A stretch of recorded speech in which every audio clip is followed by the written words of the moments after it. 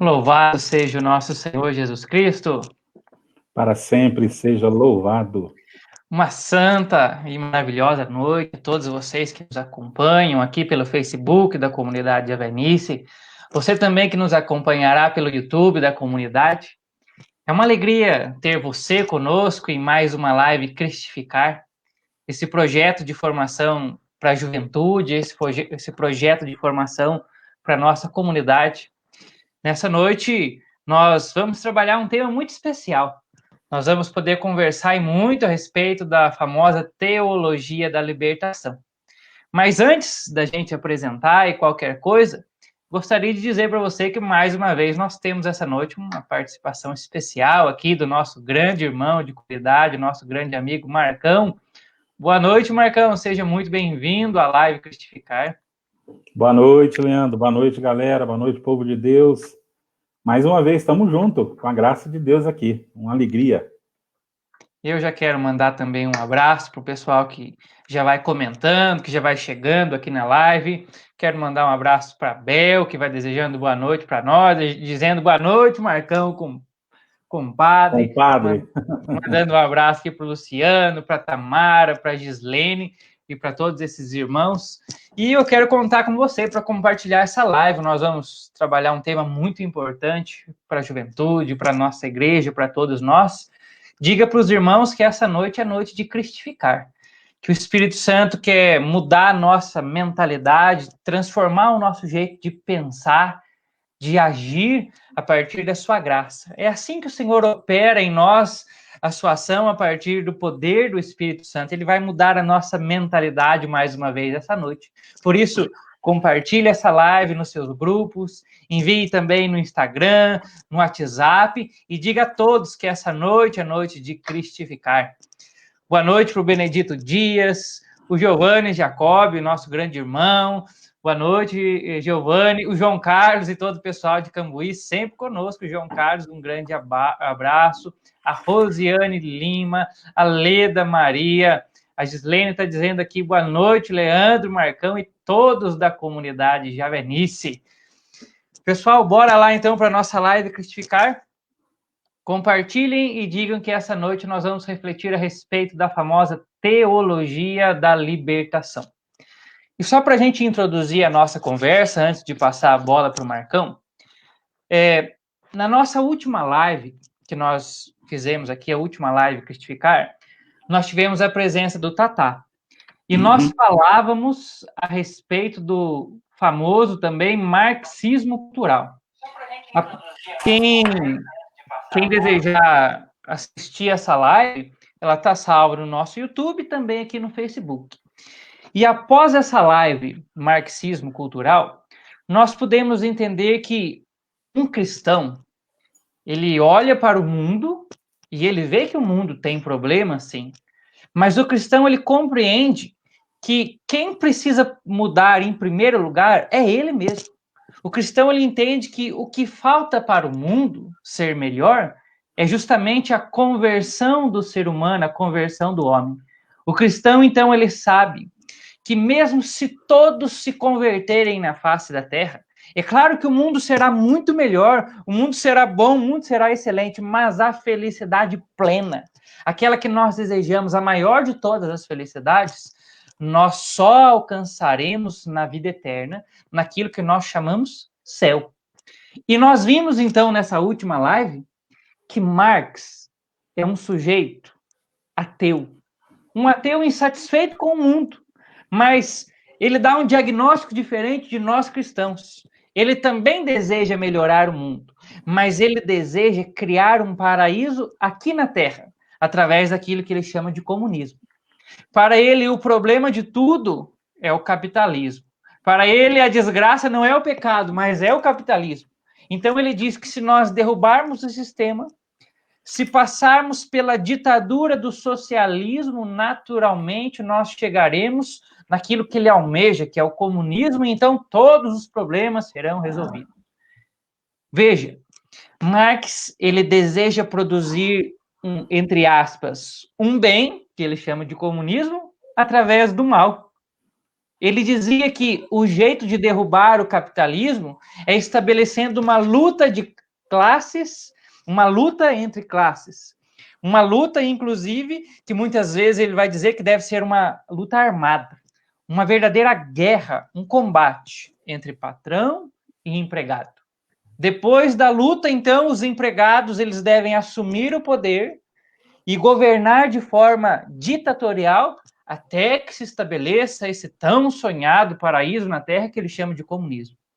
Veja, é de fato uma ideia satânica pensar que o mal seja capaz de produzir um bem, e do mal se tire um bem. É uma ideia satânica também dispensar o paraíso eterno e querer apenas construir um paraíso num lugar onde tudo se acaba, um paraíso terreno.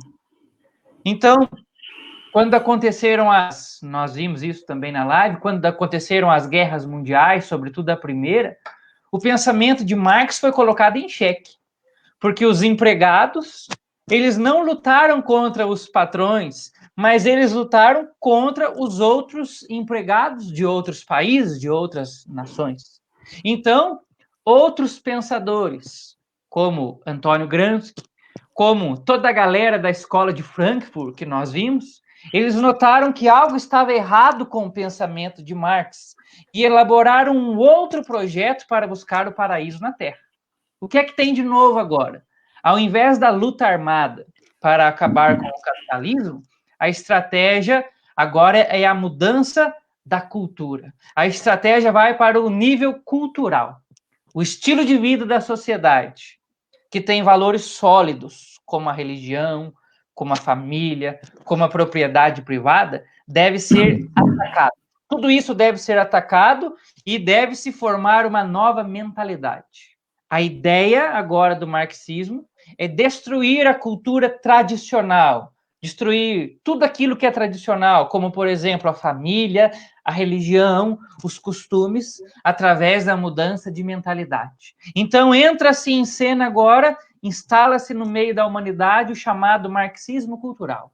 Veja, para encerrar essa introdução, de novo, quer-se fazer algo mal, tentando produzir algo bom, que seria, entre aspas, um paraíso terreno, que eles chamam de comunismo.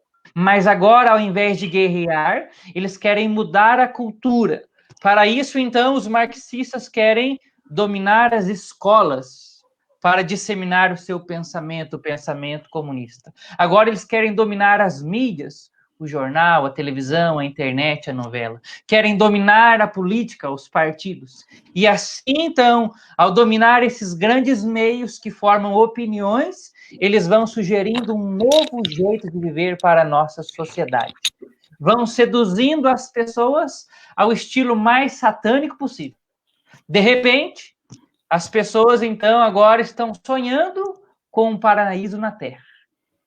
Um dia, vamos ser felizes aqui.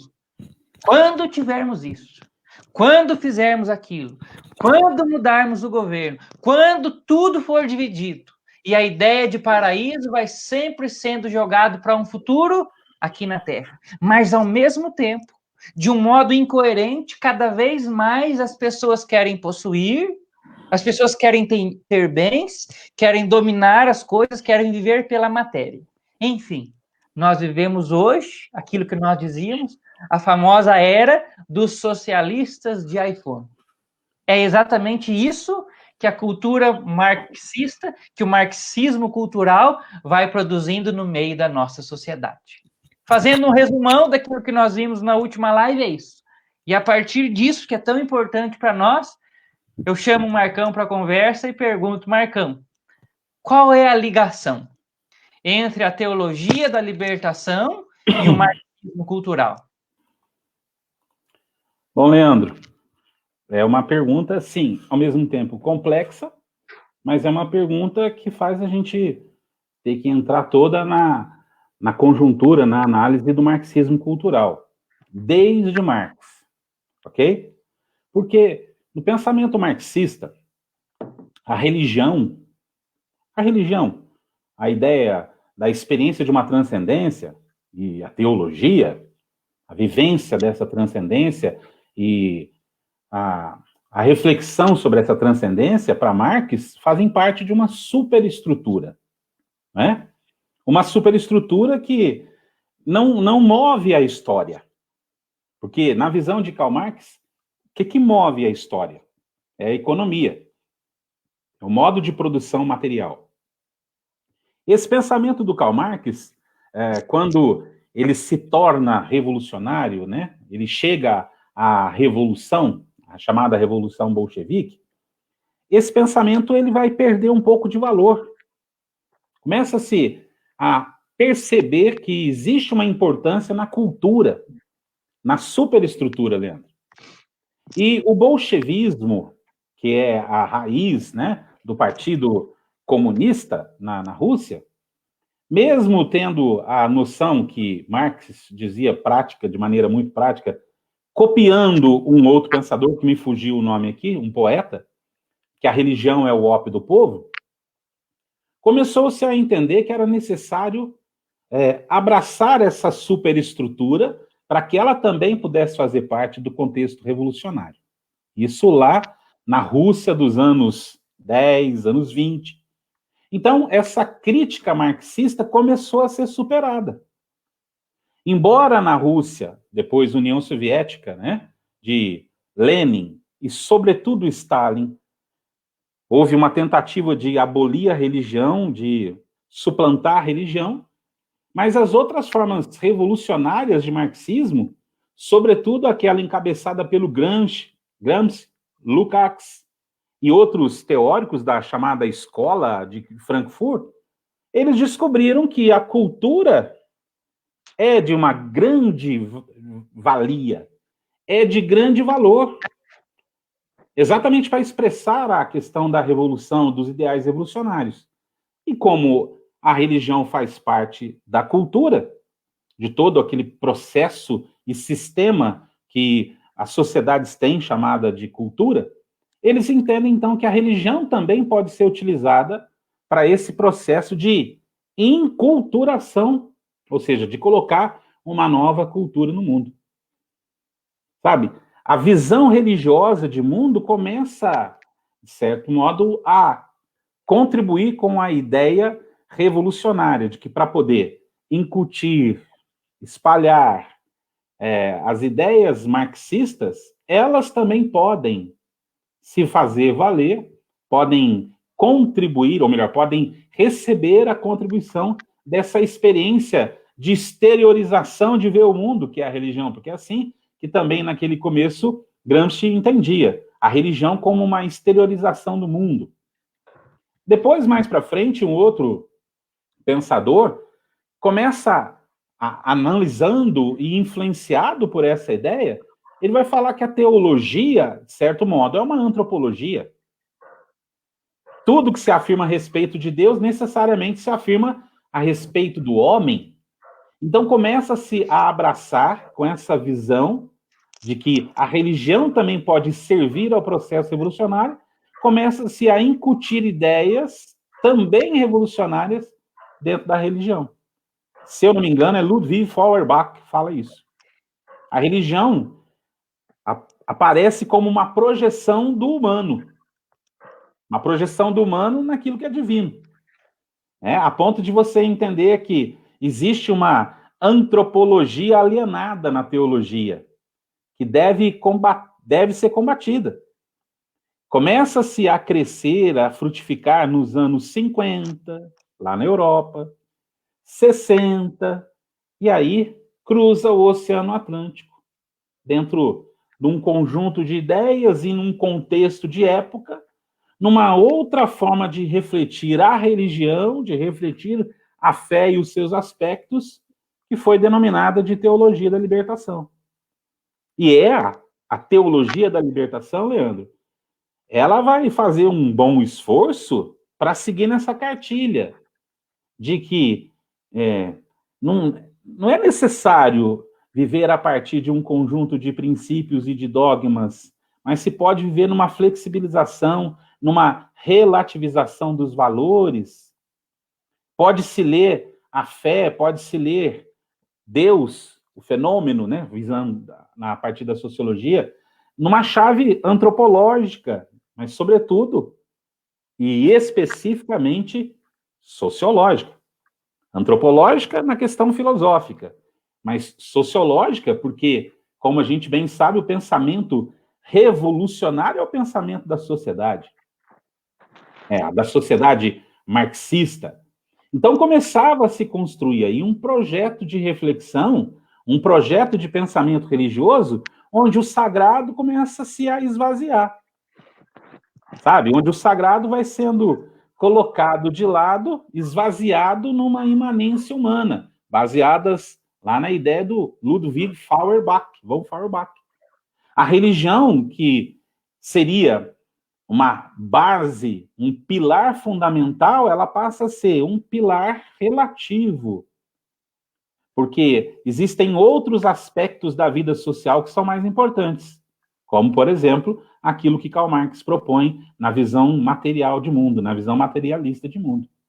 Então, começava-se a desenhar, sobretudo aqui na América Latina, a ideia de que é possível uma experiência com Deus, uma experiência de Deus, uma experiência religiosa, mas profundamente enraizada no homem e numa visão sociológica, numa visão ideológica de mundo.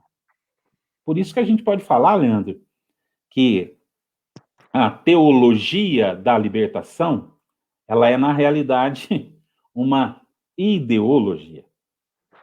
Ela não é uma teologia. Porque, lendo o que vários grandes teólogos da igreja afirmam, não se pode fazer teologia sem Deus. E o que propõe a teologia da libertação que nós vemos de praxis e visão marxista é um conceito, é conceber uma vivência religiosa apartado do divino, apartado da intervenção do divino na história, da presença do divino na realidade de cada homem, mas na humanidade como um todo. Então, a teologia da libertação ela é um reflexo de todo esse falseamento da realidade. Porque o que nós temos na ideologia?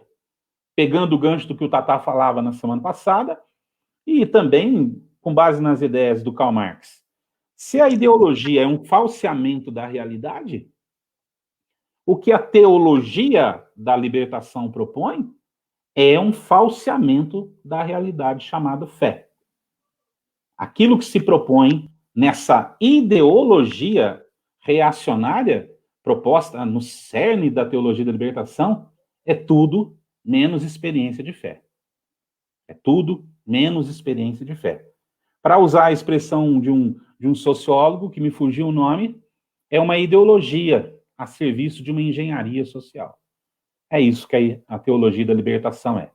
Ela é construída dentro desse ambiente, dentro dessa formulação teórica, dentro dessa mentalidade que começou a crescer a partir do final dos anos 50, chegando aos anos 60 aqui na América Latina, começando a construir uma nova concepção sobre fé e sobre transcendência. Despreza-se a transcendência, fica-se apenas com a imanência.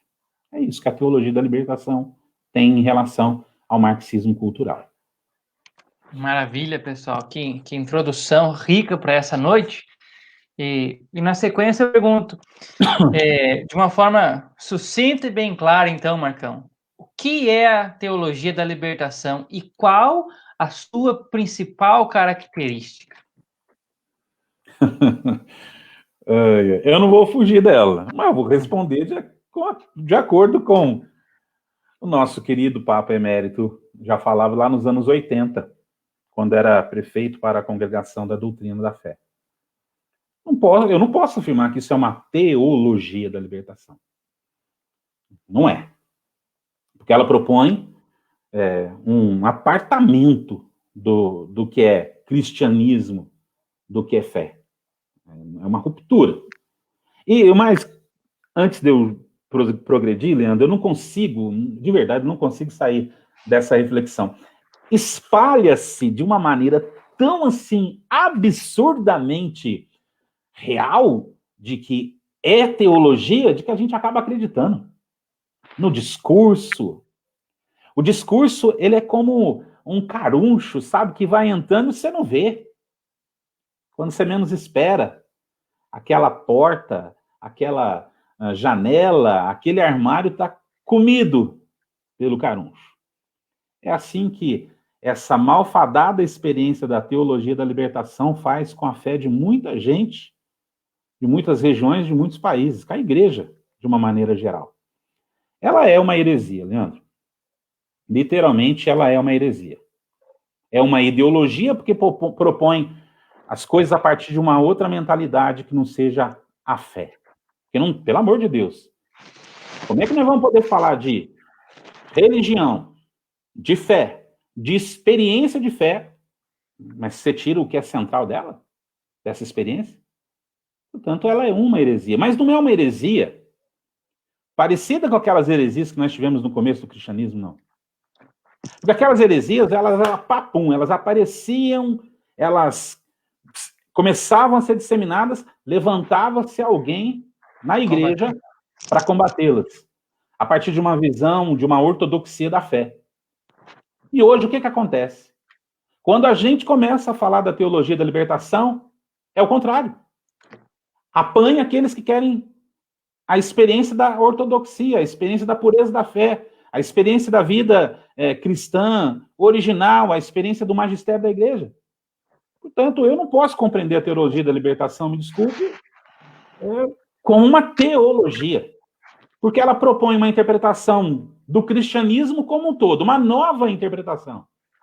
Uma interpretação danosa, uma erva daninha. Quando eu rezava e tentava gravar em áudio as coisas que eu estava falando, que eu estava pensando, Leandro, para eu não perder de vista, eu me lembro que eu ainda falei assim, que a teologia da libertação sempre me faz arremeter para a passagem do joio e do trigo.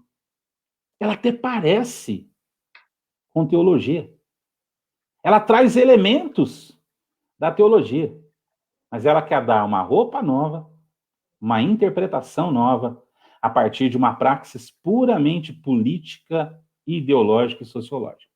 Portanto, eu não posso entender isso como uma teologia.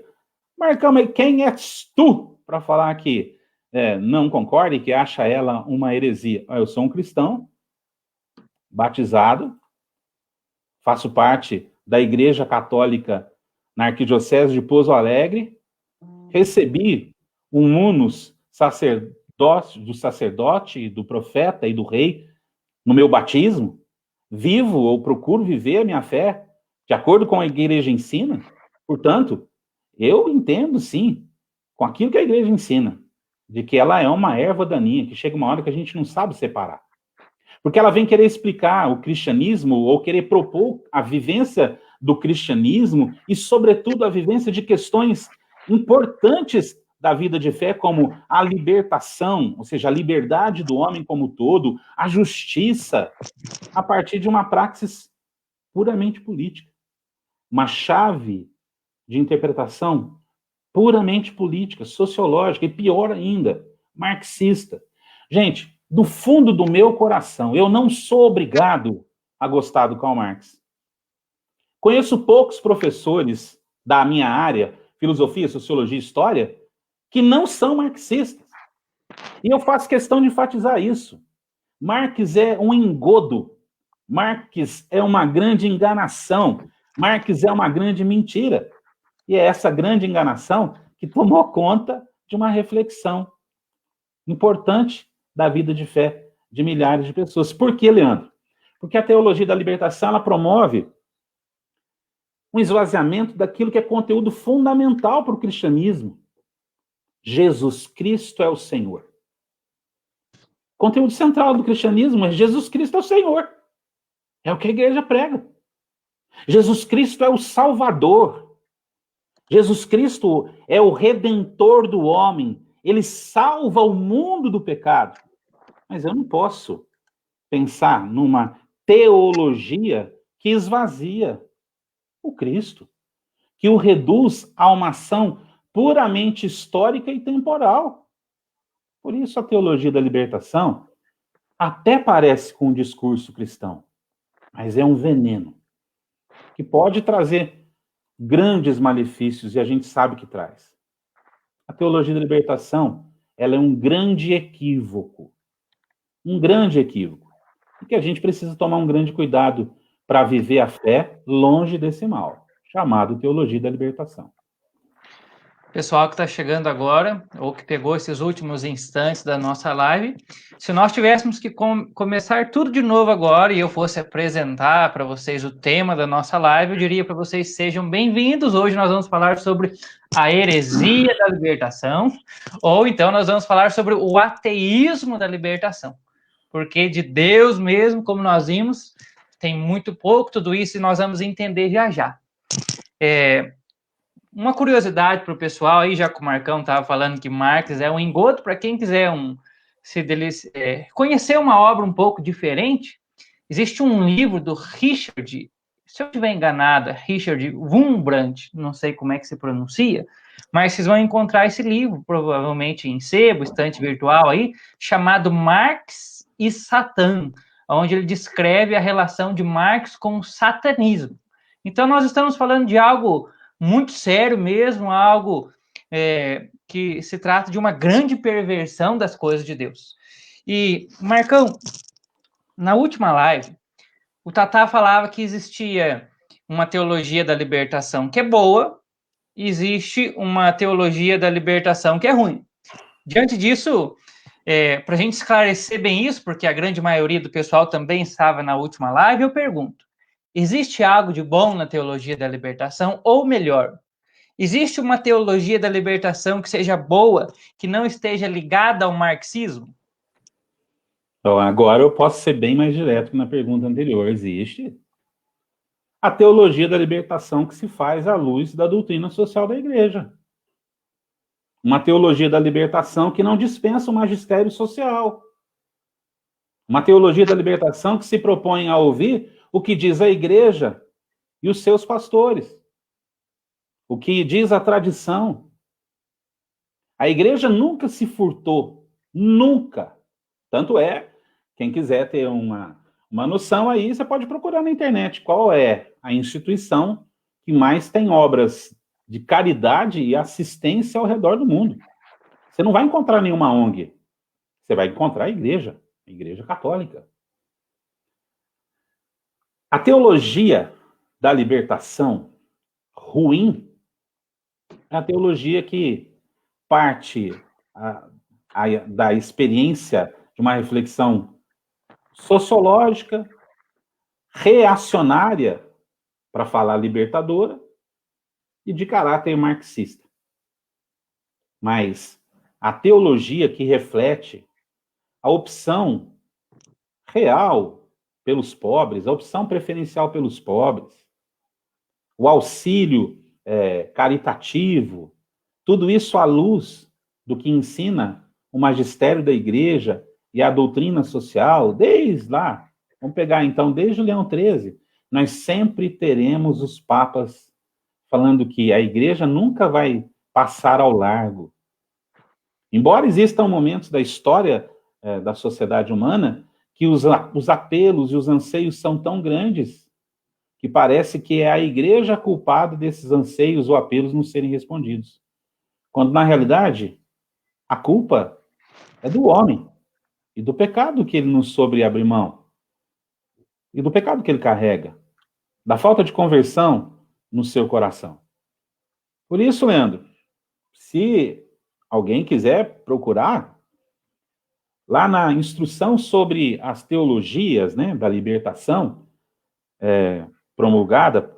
publicada, melhor dizendo, lá em 1984, pela Sagrada Congregação para a Doutrina da Fé, nós vamos ler textualmente, diversas situações em que a igreja fala e clama pela justiça em relação aos pobres, mas não partindo dessa praxis marxista, reacionária, que entende a luta de libertação como uma luta de classes, onde aqueles que exercem o protagonismo religioso, sobretudo o clero e os bispos, são, na realidade, os opressores que oprimem todo o resto. E nós sabemos que Marx sempre entendeu que a única maneira dessa luta de classes acabar é com uma revolução violenta e armada, onde uma classe tomasse o poder da outra. Não é assim? Portanto, existe uma teologia da libertação boa, que reflete o que a igreja ensina, que reflete a partir da luz do magistério, da sagrada tradição, das sagradas escrituras e de todo um processo de colegialidade que existe entre os bispos da nossa igreja. Essa é a teologia da libertação, que a gente pode dizer que é boa. A outra é maléfica, é um mal terrível para a experiência de fé, sobretudo do povo, que vai nesse embuste pensando que está realmente vivendo uma experiência de fé. Perfeito, Marcão. A libertação que nós precisamos, então, é uma libertação evangélica, a libertação proposta pelo nosso Senhor Jesus Cristo. Isso que não pode sair de mente. O Tatá, inclusive, está participando conosco, ele mandava uma mensagem aqui. Boa noite, padrinho, seja bem-vindo também. Ele dizia o seguinte: Marcão, a teologia da libertação substituiu Deus e o seu projeto pelo homem. Exatamente. Em seu projeto imanente. Exatamente. A teologia da libertação, e aqui, Leandro, de forma alguma nós estamos querendo fazer um caça às bruxas àqueles que têm acesso à vida de fé a partir da teologia da libertação, como, por exemplo, o povo das comunidades eclesiais de base. Não, de jeito nenhum. Mas é uma grande enganação que os teólogos fazem. O que os teólogos propõem, substituindo o que é insubstituível e colocando o homem no lugar. Quer ver um exemplo? Outro dia, eu parei para assistir na internet, no tempo que eu estava confinado aqui, no isolamento aqui em casa, por conta do Covid. Para quem não sabe, eu peguei Covid. Ficamos 21 dias isolados aqui em casa. E um dia, eu fiz questão de acompanhar uma missa pelo Facebook. Mas que arrependimento. Foi até antes de você me convidar para fazer a proposta aí da teologia da libertação. O padre falava que a igreja não é a igreja de Cristo, é a igreja dos pobres. Não, é a igreja de Cristo para os pobres. É a igreja de Cristo para os que são excluídos da sociedade, é a igreja de Cristo para os marginalizados da sociedade, é a igreja de Cristo para aqueles que não têm acesso digno na sociedade. Isso sim, mas ela não é a igreja dos pobres, ela é a igreja de Cristo, porque ele é a cabeça. E a teologia da libertação, e os teólogos da libertação, os grandões e os pequenininhos que ainda são formados em muitas faculdades ditas católicas, desde os grandões, Gutierrez, Sobrino e tantos outros, até os menores, que são formados ainda. Esses vão pagar, se Deus quiser, por levar o nosso povo a uma experiência de fé que não é a experiência real e verdadeira, porque substituem o insubstituível. Tiram o Cristo do centro e colocam outra coisa. Coloco as Pachamama no lugar, né? É isso aí. Perfeito. Eu sei que a gente vai ouvindo tudo isso e nós vamos sim nos irritando, porque até uma forma de manter a nossa fé viva, nós não podemos mesmo aceitar de uma forma pacífica tudo aquilo que está acontecendo, sem pelo menos questionar isso. E diante disso, nós vamos sempre nos perguntar, mas e a igreja? O que a igreja nos diz a respeito disso? Eu quero transferir essa pergunta para você, Marcão. O que é que a igreja oficial, nos últimos anos, tem dito a respeito da teologia da libertação, sobretudo os últimos papas, Bento XVI, João Paulo II, Papa Paulo VI, o que é que a igreja desses tempos nos diz a respeito da teologia da libertação? A igreja oficial. Uhum. Desde Paulo VI, Leandro, até o Francisco, que muitas vezes é interpretado como um defensor da teologia da libertação, e eu penso que não seja assim. Nós temos no Francisco um Papa realmente diferente, um Papa que vem de uma realidade eclesial e pastoral completamente diferente, e, portanto, chega até a ser compreensível no discurso do Papa Francisco essa questão sempre presente da injustiça, do combate à pobreza, da marginalização, da exclusão social. Mas todos os papas, desde Paulo VI, sempre vão falar e vão contestar essa interpretação marxista dada pela teologia da libertação. Cada qual, quando foi chamado, quando houve a necessidade de se pronunciar através do seu magistério pontifical, sempre contestaram essa visão de uma teologia feita à luz marxista. Todos eles. Houve momentos, Leandro, em que nós vamos ter como eu diria para você, um embate muito mais forte, né? Vamos entender isso. A década de 80, final dos anos 70 e o início dos anos 80, sobretudo no Terceiro Mundo, nós vivemos um período de grande polarização política e também polarização econômica, por conta, né, da Guerra Fria, que estava chegando lá no seu termo, mas existia no chamado Terceiro Mundo uma visibilidade muito grande do problema da justiça social, da desigualdade social e econômica. E nesses lugares, cresceu absurdamente a influência da reflexão libertadora de certos setores da igreja, na América Latina, na África, na Ásia. E nesse período, a igreja viu ascender ao trono de Pedro São João Paulo II. E todo mundo sabe que desde o início do seu pontificado, o Papa João Paulo II, ele pontuou, melhor dizendo, um inimigo que tinha que ser derrotado. E esse inimigo chamava-se comunismo. E todas as suas expressões. E, obviamente, com toda a influência do Papa João Paulo II, houve todo um processo de derrocada dentro da Europa, do leste europeu, do comunismo. Beleza. Mas e na América?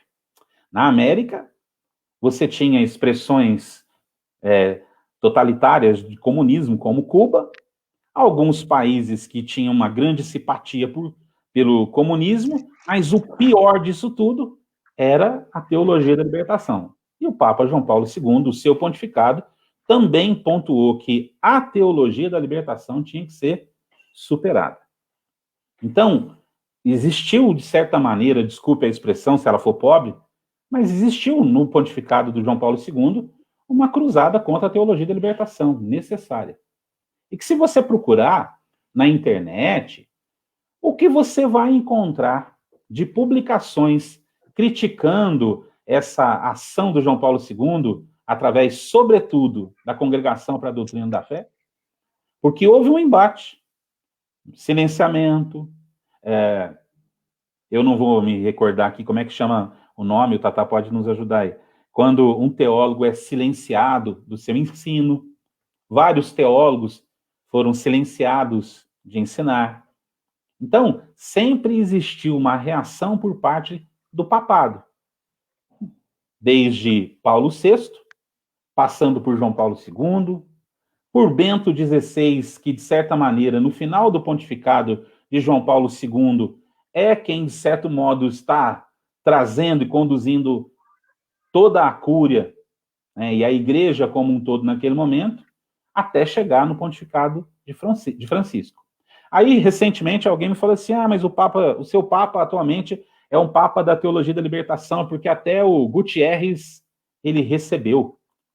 Mas pouca gente sabe que o encontro do Papa com Gutierrez também foi um encontro para correção, porque vamos pensar juntos, esse senhor já tem 85 anos, 86 anos, se eu não me engano.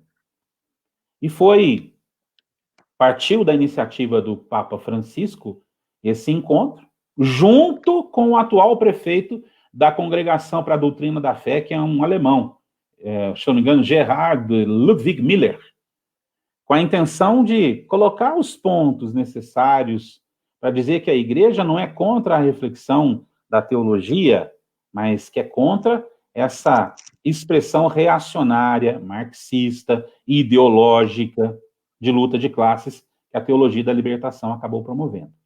Leandro, naquela instrução sobre a teologia da libertação, eu fiz questão de marcar um ponto aqui, que em praticamente todos os pontificados, a igreja sempre falou alguma coisa. Falou nos pronunciamentos pontifícios, por exemplo, na Mater et Magistra, no Passe in Terris, na Populorum Progressio, na Evangelii Nunciandi, na Gaudium et Spes, na Redemptoris Hominis, na Divis in Misericordia, na Labores Exercens. A igreja sempre, através dos seus papas, contestou a atuação dessa teologia da libertação, que faz luz ao pobre como instrumento de uma reação, de uma revolução da luta de classes dentro da própria igreja. Sempre existiu a preocupação da igreja não se furtar a esse respeito, né? Ela sempre se pronunciou. Maravilha, show de bola tudo isso. O pessoal vai anotando aí as encíclicas, os documentos, para não contar o catecismo da igreja, que fala claramente a respeito do comunismo.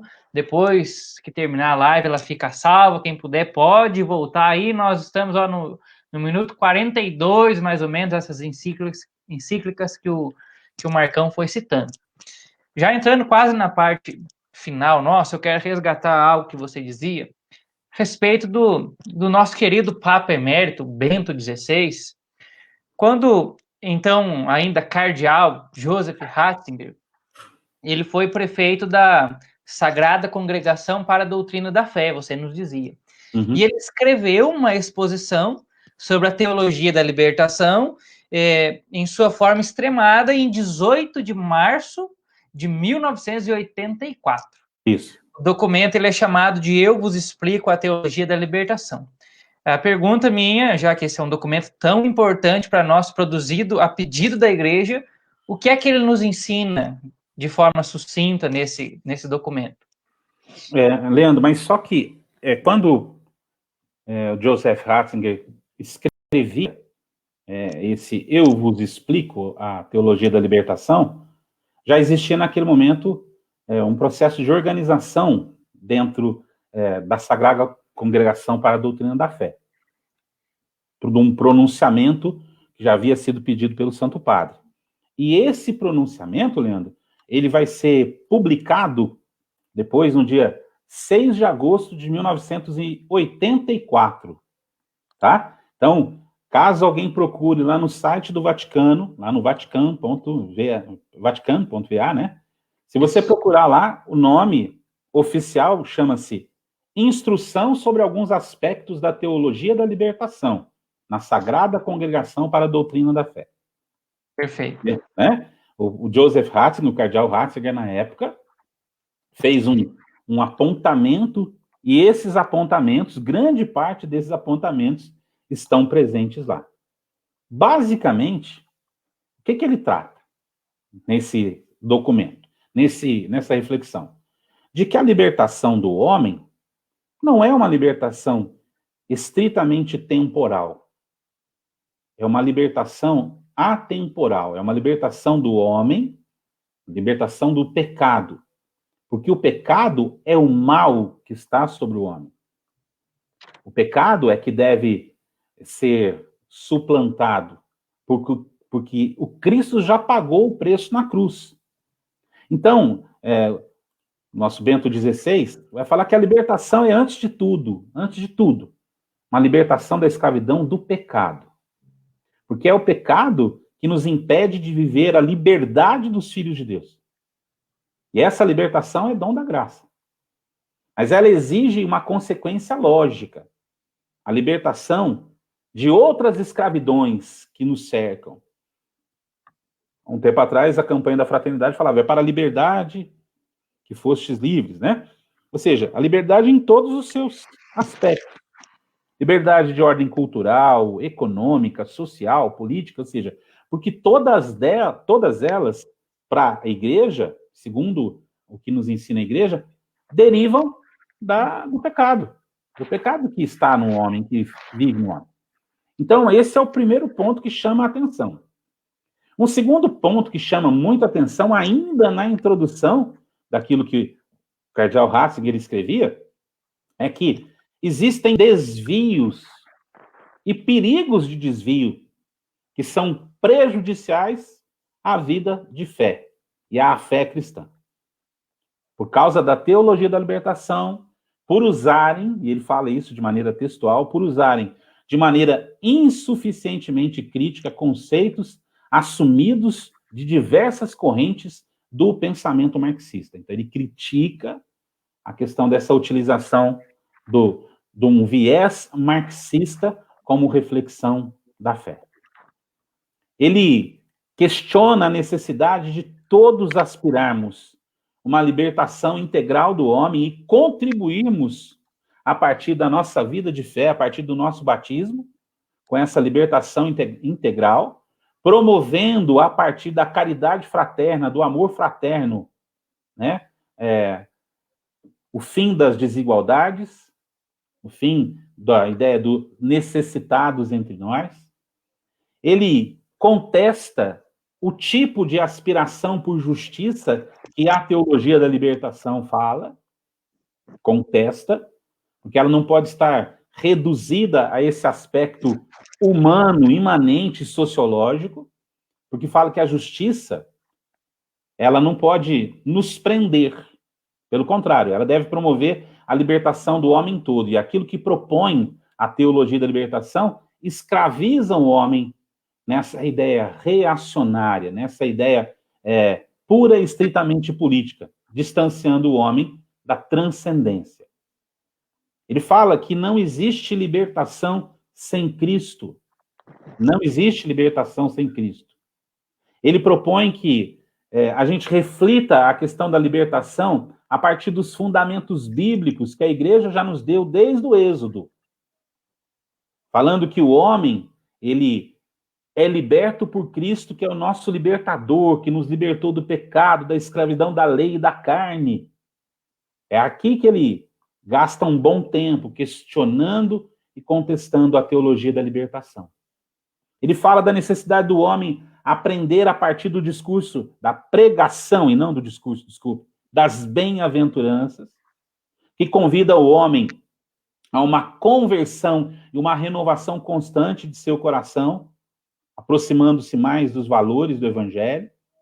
Ele explica a necessidade de um caráter radical do nosso seguimento a Cristo, para ajudarmos nessa libertação do pecado, para evitarmos que exista essa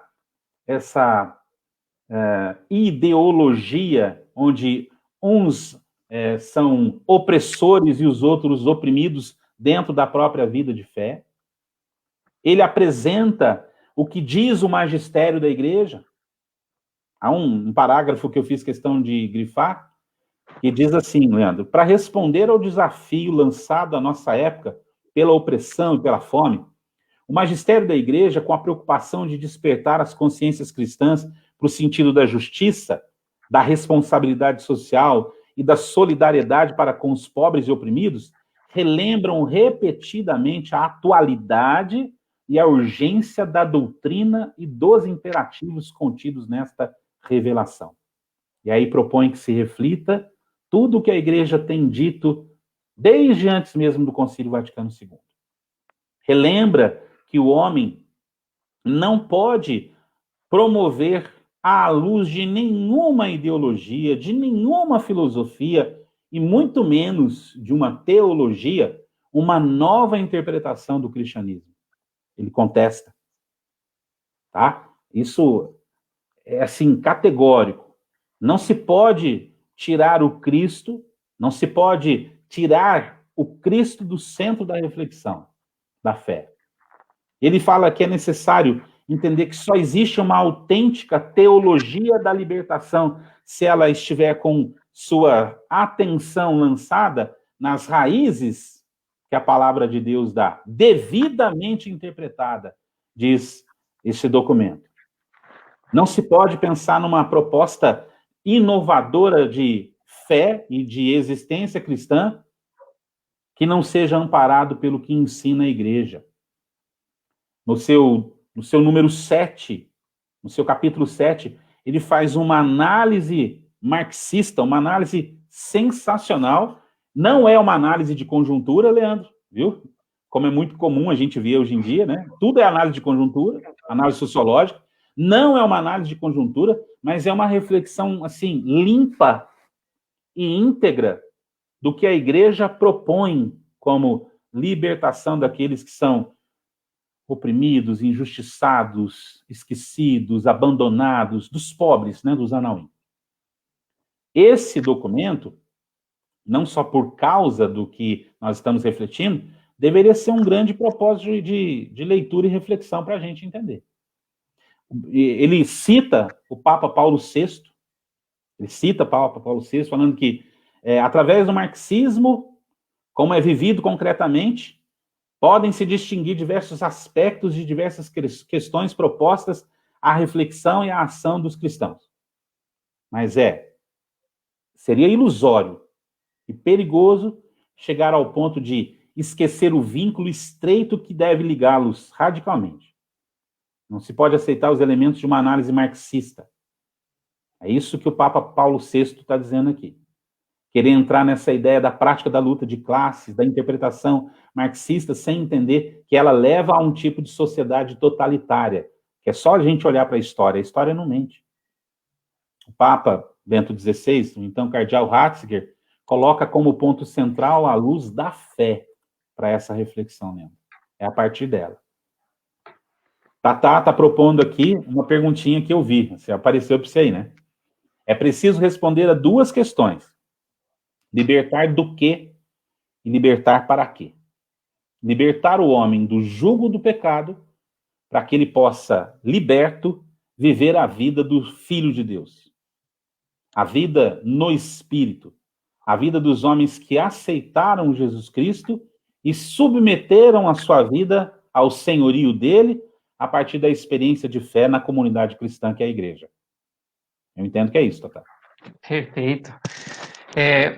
Já eu vou chamar você que está nos acompanhando aqui, o pessoal que já está comentando, vários comentários, muitas perguntas, graças a Deus. Já vou convidar você para participar, vou replicar a sua pergunta aqui para o Marcão. E aproveitando o gancho dessa pergunta do Tatá, dessa proposta, eu só vou trazer mais uma questão final para você, mas eu quero contar para você, Marcão, uma experiência que eu vivi na pele. Mas não é uma experiência igual dessas comuns aí de só de sair na missa e escutar uma homilia, que o fundo é só a teologia da libertação, porque essa experiência nós estamos cansados de viver. Na verdade, hoje em dia é mais difícil, parece que está mais difícil você encontrar alguém que pregue o evangelho do que alguém que fale da teologia da libertação, é mais fácil. Mas o que eu estou querendo dizer? Um dia eu fui pregar um retiro para uma juventude lá em Jacutinga. Sexta, sábado e domingo, era um acampamento. E eu fiquei lá com eles o final de semana, preguei que Jesus Cristo, a respeito da salvação, do pecado, que Jesus Cristo é a resposta, né, o evangelho. E aí acabou o encontro, eu fui ajudar eles a desmontar as coisas, guardar a cadeira, e eles me deram um chá de cadeira. Me levaram lá na casa de formação, eu ajudei eles a guardar as cadeiras, e eles foram buscar o resto do material, eu fiquei lá sentadão na frente da casa de formação. Já eram as 6, quase 7 horas da noite, estava escurecendo, eu fiquei sentado lá fora, e eu vi de longe um sujeito que veio na minha direção. E eu até falei, nossa, será que é bandido? Que o cara olhou assim, eu já peguei meu celular que eu estava na mão, a minha carteira, coloquei no bolso de trás, falei, se for bandido, tô lascado. E veio vindo na minha direção, eu fiquei meio esperto. E aí o sujeito chegou perto e falou, moço, eu preciso de uma ajuda sua. Ele contou uma história, disse que estava passando fome, se eu tinha dinheiro para dar para ele comprar uma marmitex, enfim, contou uma longa história. E eu tinha dinheiro no bolso. Eu perguntei para ele quanto que custava uma marmitex, ele disse que custava R$10, eu dei o dinheiro da marmitex para ele. E aí ele pegou o dinheiro e disse para mim, Deus te abençoe, fique com Deus, e foi embora. Geralmente, quando a gente faz uma obra de caridade boa, e o Evangelho nos ensina que nós devemos ajudar os pobres, Naquele dia era para o meu coração estar feliz, estar em paz, porque eu estava vivendo aquilo que Deus disse. Mas eu caí em prantos. No momento em que aquele sujeito virou a esquina e foi embora, eu comecei a chorar, porque eu lembrei de tudo aquilo que eu tinha pregado no retiro, no final de semana, e eu vi que eu era um incoerente. Porque eu havia anunciado que a libertação maior é a libertação do pecado. E aquele sujeito pediu ajuda, e eu não tive coragem de, além de dar o dinheiro, de chamar ele para conversar e de falar de Jesus Cristo, porque eu fiquei com medo, pensei que ele era um bandido. Naquele dia, entre aspas, eu vivi a teologia da libertação na pele. E a partir daquele dia eu entendi que era essa uma grande doença da nossa igreja. É a grande doença que tem tomado conta de nós. Nós até queremos ajudar as pessoas. Nós queremos até matar a fome dela, mas não queremos saciar a sede de vida das pessoas. Não queremos dar a eternidade. Veja, me entenda. Nós precisamos fazer as duas coisas, porque o evangelho nos chama a ajudar o pobre. Mas se eu não der o evangelho, como eu não fiz aquele dia, eu sou um hipócrita e eu não dei aquilo que o meu irmão tinha fome. Não saciei a verdadeira fome da vida dele. E é isso que nós queremos dizer com essa conversa aqui. Ajudar os pobres é preciso, mas sem o evangelho, a sede de vida e a eternidade não vai ser saciada. Pobre sempre tereis. Isso. Algumas pessoas, infelizmente, vão morrer na pobreza, mas vão ganhar a eternidade se nós dermos Jesus Cristo para elas. O problema é que, Leandro, as pessoas acham que um discurso como esse é um discurso de quem aceita a injustiça. Não é um discurso de quem aceita a injustiça. É um discurso de que, por não aceitarmos a injustiça, por não aceitarmos a injustiça, nós queremos dar aquele que é o justo juiz. Entende? Você falou que não saciou a fome, talvez não seja nem saciar, despertar a verdadeira fome, né? Nós damos o pão, a igreja faz isso. A igreja faz isso. Olha, possivelmente ninguém faz mais que a igreja. Em qualquer lugar, em qualquer paróquia, em qualquer diocese, em qualquer país.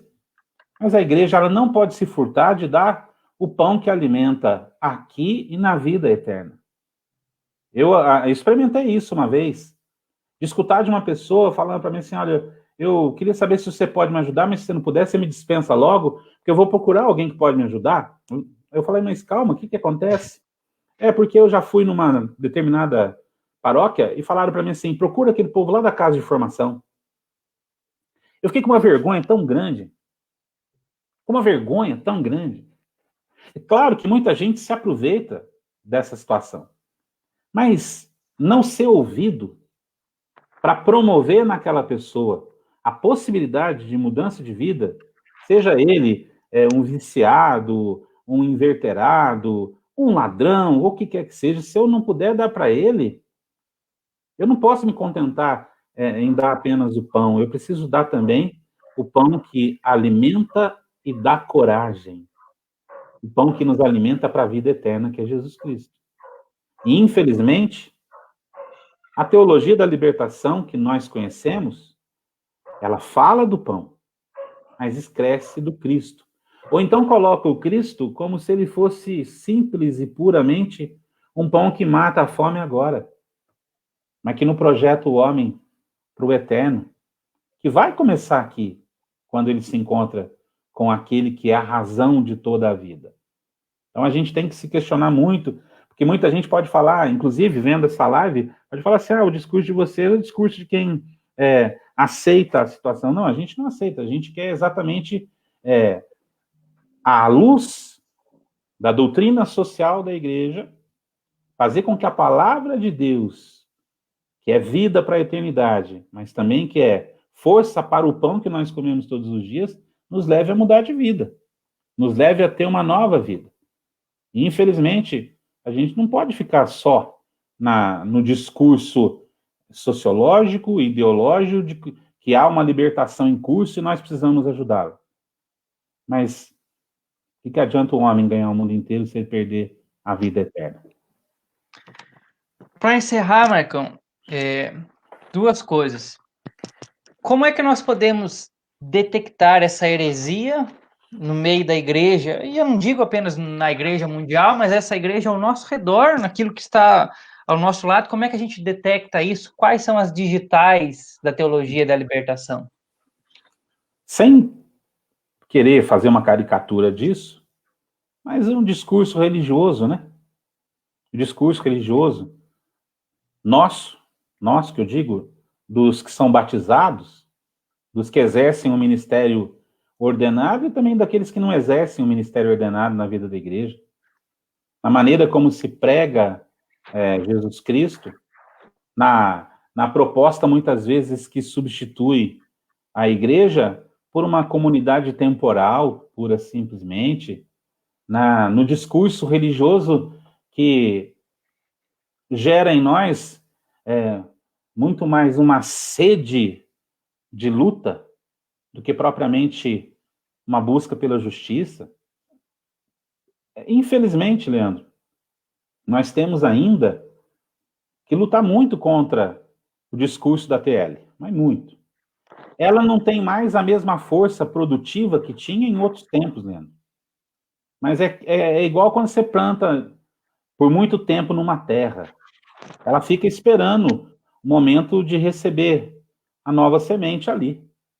Então, nós temos o discurso religioso, o discurso político, o envolvimento com a política, não o envolvimento sadio, onde cada batizado tem que assumir o seu protagonismo leigo. Mas quando a gente começa a fazer uma opção política, aí a igreja realmente começa a experimentar na pele a teologia da libertação. Então, assim, o discurso religioso, a relativização da moral.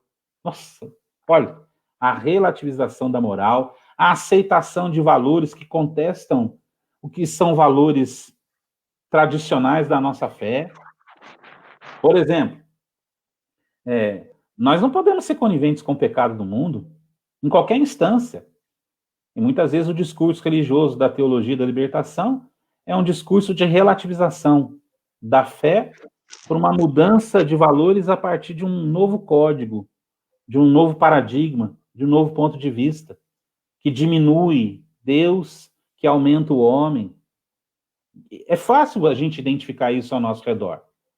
Não quero aqui, de maneira nenhuma, causar uma caça às bruxas, mas a gente encontra isso muito nos púlpitos das nossas igrejas.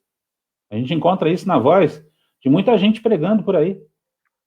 É só pegar, quer ver um outro exemplo, Leandro? As faculdades católicas, as ditas faculdades católicas que a gente tem, procura, no seu cerne, qual delas não tem um discurso, esse discurso reacionário, esquerdista, um discurso que muitas vezes vai contra a figura do Papa, que vai contra o magistério, que vai contra a tradição, que vai contra a doutrina social, porque a visão que se propõe é outra. Então é fácil identificar assim. Claro que em outras épocas, Leandro, a gente poderia brincar falando assim, se você vê se o padre usa sandália ou aquele anelzinho preto lá, que eu esqueci o nome. Anel de Tucum. Anel de Tucum. Claro que isso seria fazer uma caricatura desnecessária, uma brincadeira, porque não é essa a realidade. Em outras épocas, talvez pudesse ser. Mas hoje o discurso religioso relativista sobre a moral, sobre os valores, sobre a fé, sobre verdades de fé. Certa vez eu fui me confessar com um padre, que já deve estar no céu, graças a se Deus quiser, né? E eu pontuava para ele uma questão que para mim era preocupante da minha vida afetiva, da minha vida moral, e houve uma relativização tão grande que eu nunca mais procurei ele para confessar. Ali eu vi que ele era, infelizmente, um padre adepto dessa teologia da libertação. Nunca mais. Continuei rezando por ele até o final da vida, mas nunca mais me confessei com ele.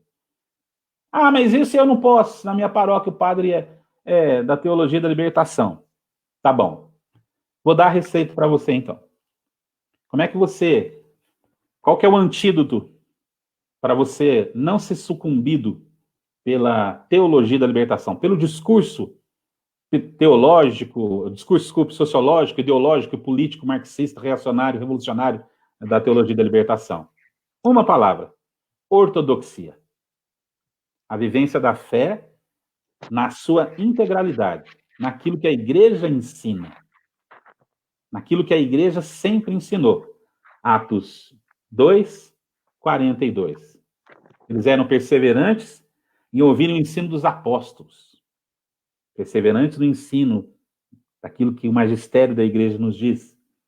Eles eram perseverantes na comunhão fraterna, ou seja, na vivência comunitária da sua fé, na fração do pão, ou seja, na vida eucarística, não só na comunhão eucarística, mas na vida eucarística, onde nós somos eucaristia uns para os outros, e nas orações, onde, como comunidade de fé, como comunidade de irmãos, nós cuidamos uns dos outros, não só com o que é material, mas com o que é imaterial, que é a força da nossa oração.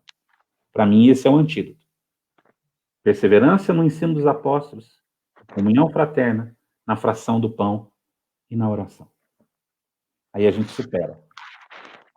E eu acho que ainda valia a pena para encerrar. Eu vou trazer as perguntas do pessoal aqui a respeito de como detectar a heresia no meio da igreja. Vale a pena a gente citar que é muito comum o abandono do milagre. Uhum. Se você quer detectar muito numa pregação, veja isso. Diante de uma passagem que se trata de um milagre. Milagre é uma intervenção sobrenatural de Deus no natural. Tenha isso em mente. A pessoa descaracteriza isso, coloca um milagre apenas no campo natural.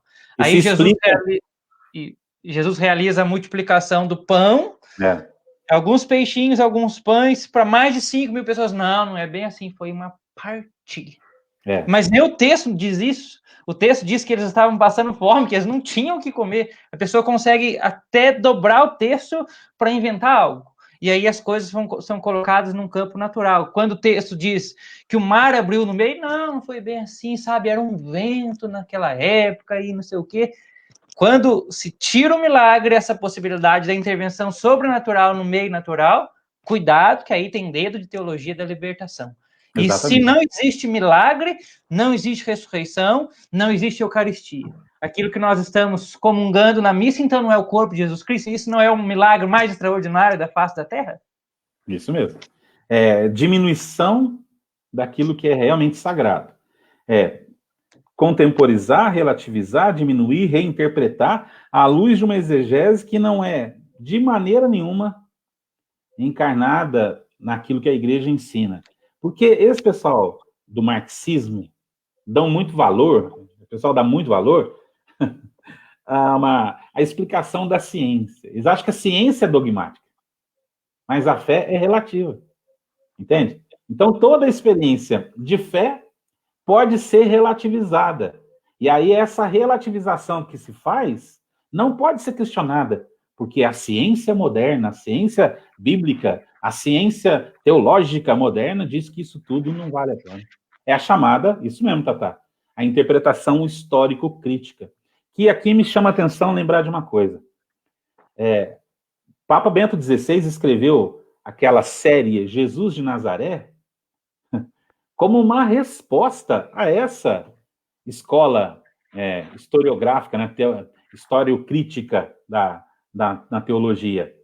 Muita gente imagina que ele quis escrever, fazer um ensaio, algo poético sobre Jesus de Nazaré. Não, ele quis dar uma resposta à luz da fé sobre aquilo que é central para a nossa fé. Jesus Cristo na sua totalidade, na sua integridade. Jesus Cristo que realizou milagres, curou, exorcizou, expulsou demônio, mas que fez os homens encontrarem com a palavra do Pai.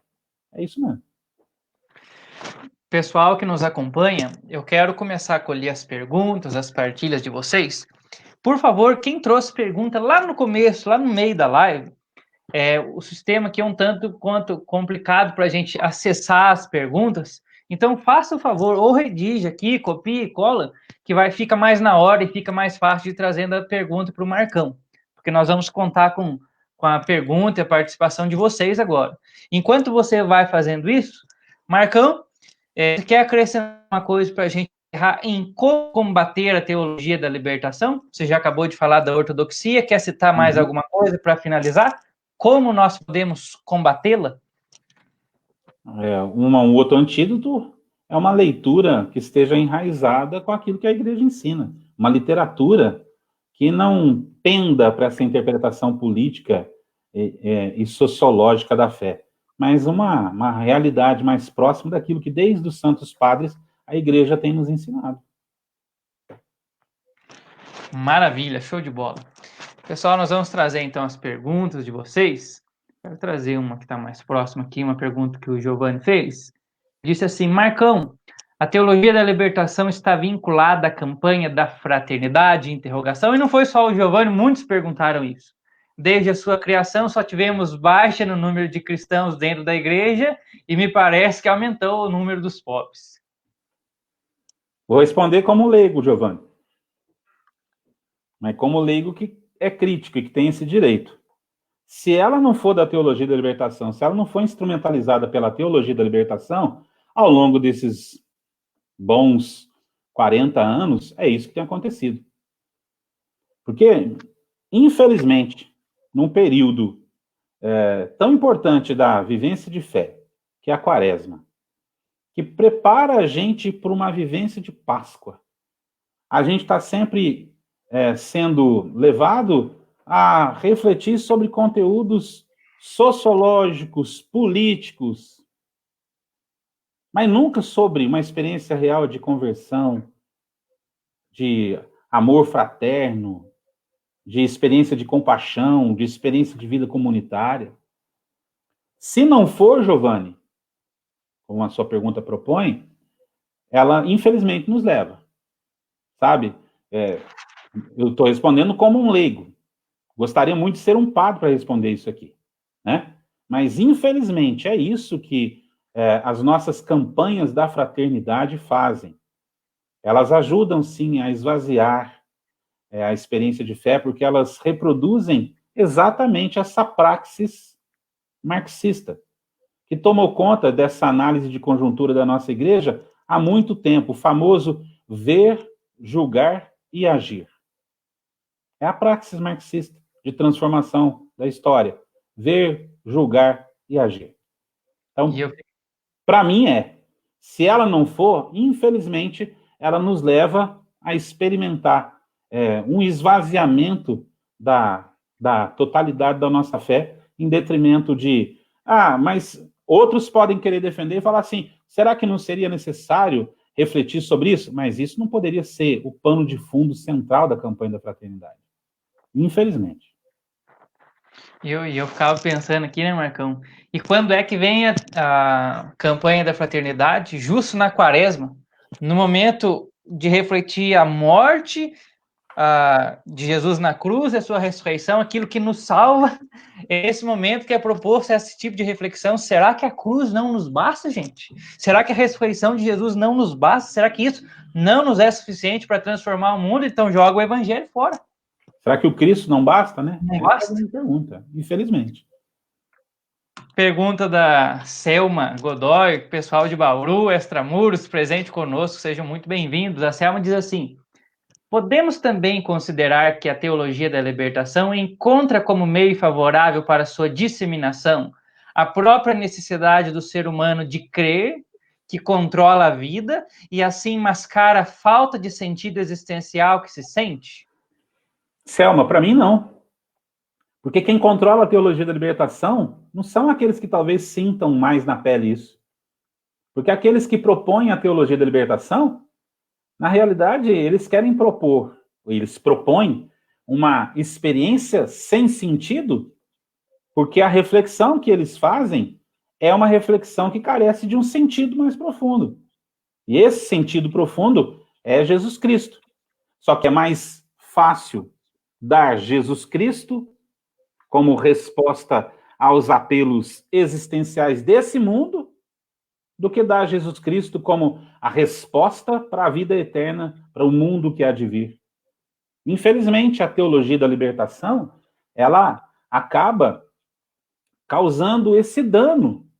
Mas eu não penso que isso seja a realidade daquelas pessoas, coitadas, mais simples, que nas suas comunidades eclesiais experimentam a vida de fé a partir dessa ideia. Eu acho que o problema são aqueles que orquestram o pensamento, que conduzem essa reflexão, que, de certa maneira, colocam essas ideias nas análises sociológicas da CNBB, que fazem com que essas análises sociológicas sejam vivenciadas na realidade eclesial, às vezes de pequenas comunidades que nunca viram um padre.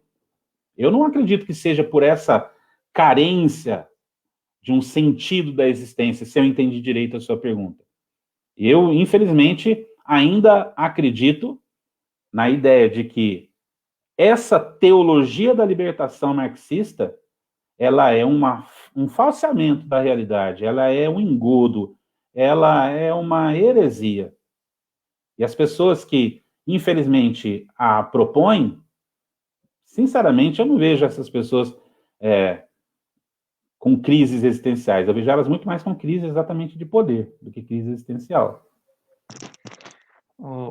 Nesse ritmo nosso aqui, onde nós falávamos de como combater, o Tatá trouxe um comentário, mas antes de trazer ele para você, a respeito da pergunta de Giovanni, vinha um comentário que a campanha da fraternidade nasceu com o sentido de evangelização realmente por Dom Eugênio Salles, mas foi politizada com a entrada da teologia da libertação. Só confirmando aquilo que você dizia. E o que eu quero que você comente é isso aqui que o Tatá nos dizia. Antídoto seria a RCC. Exclamação.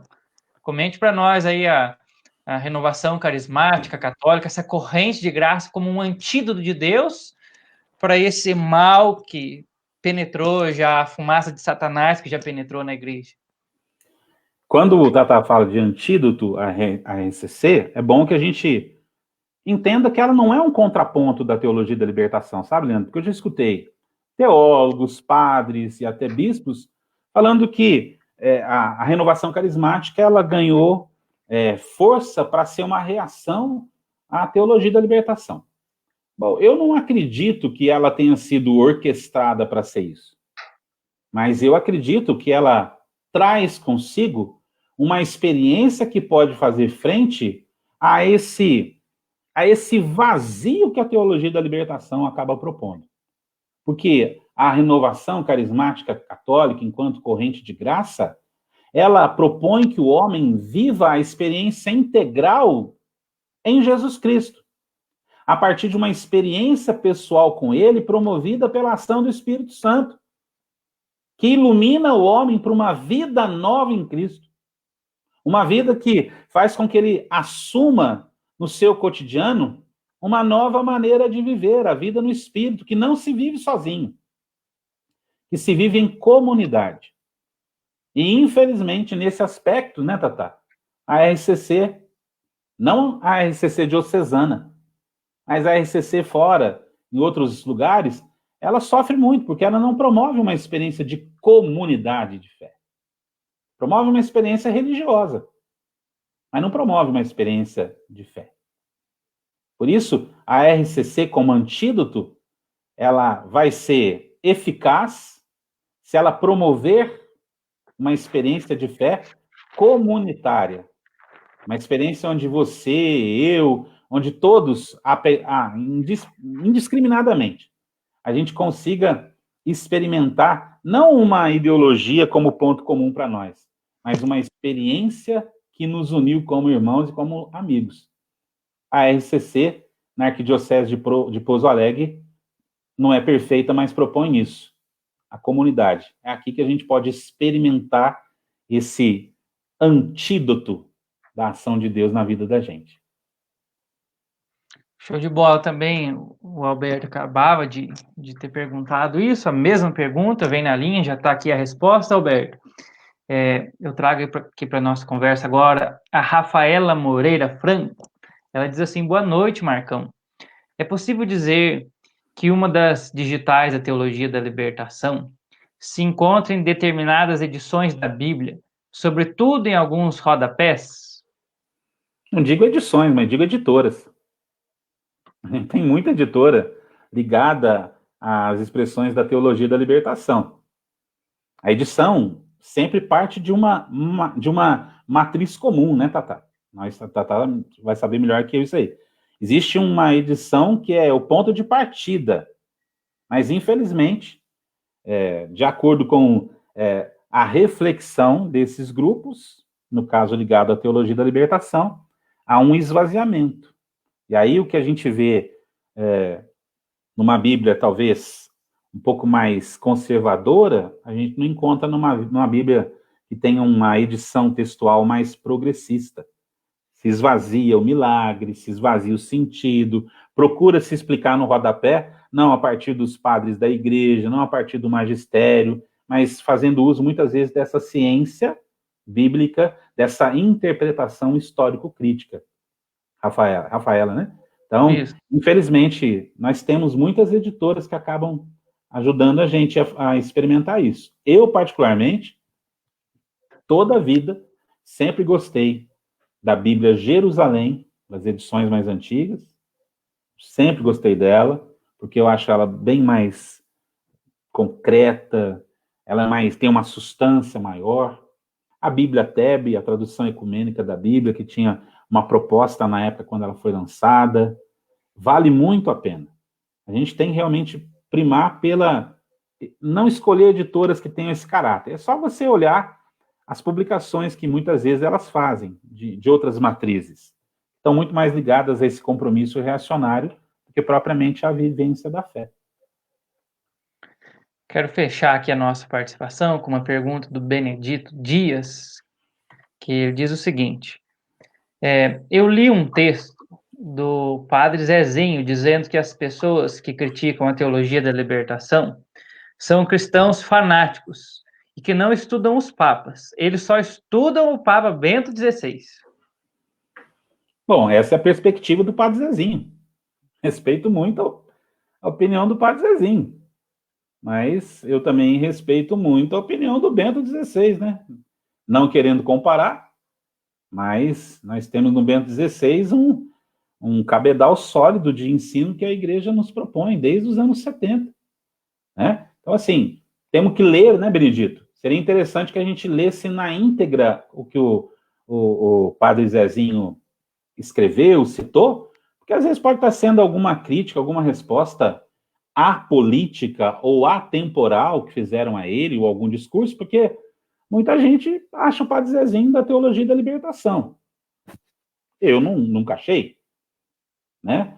Nunca vi também uma relevância na teologia proposta por ele, mas que, infelizmente, muita gente pegou a teologia, ou melhor, a catequese do padre Zezinho, porque o padre Zezinho é conhecidíssimo no Brasil todo pela excelência da sua catequese, digamos assim, foi as comunidades eclesiais de base que se utilizaram dela. Mas eu não creio que o padre Zezinho tenha falado isso na íntegra, não. Ele pode ter feito alguma crítica que, infelizmente, as redes sociais agora viraram terra, né? Agora não, né? Elas são uma terra de ninguém. A gente nunca sabe o que é verídico, o que é real. Então, eu vou ficar com a igreja, né? A igreja do Francisco, a igreja do Bento, a igreja do João Paulo, a igreja do Paulo e por aí afora. Eu só quis trazer essa questão aqui para encerrar dizendo que ao longo da live nós fizemos uma construção. Nós passamos por Bento XVI, Papa João Paulo II, Papa Paulo VI, falamos da doutrina social da igreja. Então, a base para falarmos da teologia da libertação não é nossa, não é eu, Leandro, que vim apresentar aqui, não é o Marcão, mas nós quisemos, o intuito nosso era apresentar essa live a partir daquilo que a igreja nos ensinou. Marcão, alguma consideração final? Não, o que eu queria promover nas pessoas é procurem ler, procurem conhecer o que a igreja ensina sobre o magistério social. É riquíssimo, gente. A doutrina social da igreja precisa ser conhecida, para que aí a gente tenha condições de dialogar com esse mundo que fala que a igreja não faz nada, que a igreja é alienada, que os padres que defendem uma vida mais reta, uma vida moral, uma vida libada, uma vida de santidade, são alienados, como eu já escutei. Se a gente conhecesse o que ensina, né, a doutrina social da igreja, aí a gente teria condições de dialogar com aqueles que ainda não querem ser iluminados pelo Evangelho na sua integralidade. E já que a penúltima pergunta foi a respeito da renovação carismática, a nossa identidade, aquilo que Deus nos deu, é o chamado de transformar o mundo através da renovação individual por meio de uma graça chamada batismo no Espírito Santo, que nos leva a um encontro pessoal com Jesus Cristo, aquele que é verdadeiramente o libertador do mal do pecado e que nos dá a graça da salvação. Ele nos insere no bem, que é o Espírito Santo em Deus mesmo. Por isso, Marcão, vamos rezar nesse momento, nesses minutinhos finais, que você possa conduzir essa oração para nós e que todos vocês agora na live possam estar de coração abertos, clamar ao Senhor por essa santa intervenção, primeiro na nossa vida e na vida de toda a igreja. Nós clamamos, Senhor, que a Tua voz grite dentro de nós, Senhor. Nos chame, Senhor, a uma verdadeira conversão. E, uma vez aderindo à Tua voz, Senhor, que a gente seja dóceis ao Espírito Santo, que promove em nós uma mudança de vida, uma mudança de sentido, uma mudança de mentalidade, e que nos faz pensar com Cristo e a partir de Cristo, Senhor. Nós queremos pedir que a Tua mão poderosa, Senhor, nos cubra nesse momento, todos aqueles que assistem, participam dessa live, todos aqueles que irão participar. Cobre, Senhor, com a Tua mão poderosa e enche-nos com Teu Espírito Santo, Senhor, para que a nossa voz não seja ao vento, para que nós não tenhamos uma pregação vazia, mas para que ela seja acompanhada de sinais, de prodígios, de milagres, de transformação de vida e de uma nova esperança para aqueles que precisam, Senhor. Sim, nós te pedimos, dê a nós parresia, dê a cada um de nós, Senhor, audácia pelo Teu Espírito Santo, para ir de encontro àqueles que precisam do pão, mas para também, Senhor, despertar neles a fome do pão da eternidade, que é o Senhor. Nós te pedimos, Deus de misericórdia, olha por tudo aquilo que nós não fizemos ainda, porque fomos falhos, porque não soubemos identificar a Tua voz, mas dá-nos, Senhor, pelo Teu Espírito Santo, a força, a coragem, a partir dessa experiência que é o batismo no Espírito Santo, dá-nos, Senhor, a coragem e a força de irmos ao encontro daqueles que precisam ouvir a Tua voz e que a gente seja reflexo, Senhor, do Teu amor derramado e encarnado no nosso meio. Aleluia, aleluia, aleluia, Senhor. Bendito seja o Teu nome. Amém, Senhor. Louvado seja o nosso Senhor Jesus Cristo. Para sempre seja louvado. Meus amigos, nós pedimos desculpa, talvez se não deu para trazer aqui o teu comentário, a tua pergunta, no meio de tantas que foram chegando para nós. Nós queremos agradecer imensamente a participação de toda a comunidade, pessoal extramuros, você que vai assistir ainda essa live, partilhe para que chegue a muitos mesmo, porque nós precisamos conhecer esse mal que está ao nosso redor, que nós temos que conviver com ele, combater, para que as pessoas sejam convertidas e vivam o evangelho e não um pseudo-evangelho. Marcão, muito obrigado pela tua participação, pelo teu sim, por tudo aquilo que você nos trouxe, nos formou. Deus te abençoe demais, meu amigo. Amém, amém, gente. Deus abençoe, compartilhe a live e, se Deus quiser, sexta-feira tem mais, né? Sexta-feira que vem, já você está deixando o gancho, nós vamos abrir uma exceção aqui para mudar um pouco o tema, já que esse mês é proposto no meio da sociedade uma reflexão a respeito do suicídio. Nós estamos vivendo o chamado Setembro Amarelo, algo tão importante. Na semana que vem aqui nós vamos ter a presença da nossa grande irmã de comunidade também, a psicóloga Lu Casarotto, para falar conosco a respeito do suicídio. Você é convidado demais para estar conosco. Pessoal, vamos rezar uma Ave Maria juntos, agradecendo a Deus por essa formação, pela vida do Marcão, pela sua missão, pedindo a Deus que, pela intercessão de Nossa Senhora, nos cubra de bênçãos, nos faça permanecer fiéis ao Evangelho, que o Senhor suscite novos homens e novas mulheres para fazer a igreja, reformar a igreja, onde há tanta necessidade. Ave Maria, cheia de graça, o Senhor é convosco. Bendita sois vós entre as mulheres, e bendito é o fruto do vosso ventre, Jesus. Santa Maria, Mãe de Deus, rogai por nós, pecadores, agora e na hora de nossa morte. Amém. Em nome do Pai, do Filho e do Espírito Santo. Amém. Uma santa noite a todos vocês, meus amigos, e até sexta-feira que vem. Valeu, Marcão. Valeu, gente. Deus abençoe, viu? Tchau, tchau.